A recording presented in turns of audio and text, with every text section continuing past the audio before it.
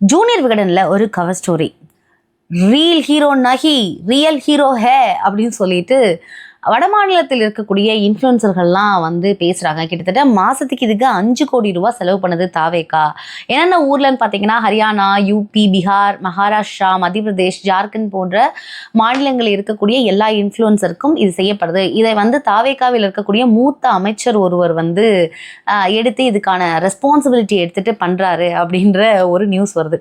நமக்கு என்ன கேள்வி இருக்குன்னா, இந்தியா கூட்டணி ஸ்டார்ட் ஆனப்போ முத்துவேல் கருணாநிதி ஸ்டாலின் அவர்கள் என்ன சொன்னார்னா, நீங்கள் தான் பிஎம் கேண்டிடேட் அப்படின்னு முதல்ல அனௌன்ஸ் பண்ணுறது அவர். ஸோ நம்ம கூட கூட்டணியில் இருக்கக்கூடிய ஒரு நேஷனல் வைடு கட்சியை நம்ம ரெஸ்பெக்ட் பண்ணுறது இன் திஸ் வே.